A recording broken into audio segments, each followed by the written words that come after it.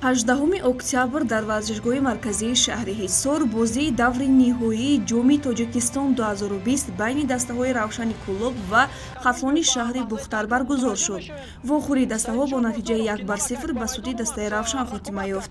Ягона голи ин майдондориро Далершон Муродов дар дақиқаи 67 аз зарбаи ҷаримавии 11 метра ба нишон расонид. Ҳамин тавр ин бошгоҳи шаҳри Кӯлоб барандаи ҷоми кишвар дар соли 2020 гардид.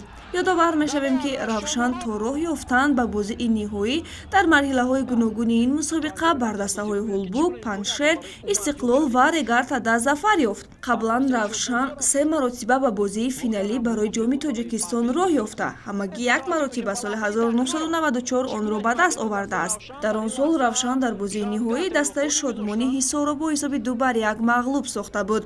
Хатлон бошад, дар таърихи фаъолияти худ 4 маротиба ба бозии ниҳоии ҷоми Тоҷикистон баромада, 2 маротиба дар солҳои 1997 ва 2003 онро ба даст овардааст.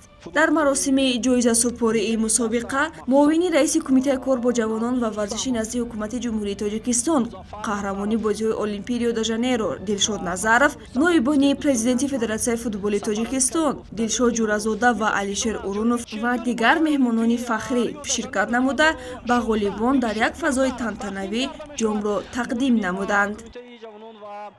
ба тиме ки маротибаи дуюм дар таърихи натиҷа дод ва онҳо баъд аз он ки дар лигаи якум ҳам бо сари баланд арзанда бозӣ карданд, ҳамчунин дар ҷоми Тоҷикистон чихел ки мо ваъда кардем чира ҷома ба мардуми Кӯлоб меорем. Чихел ки дар пресс-конференс ма гуфтем ки ҳамин клуб иншоалло худо хоҳад Кӯлоб мерава.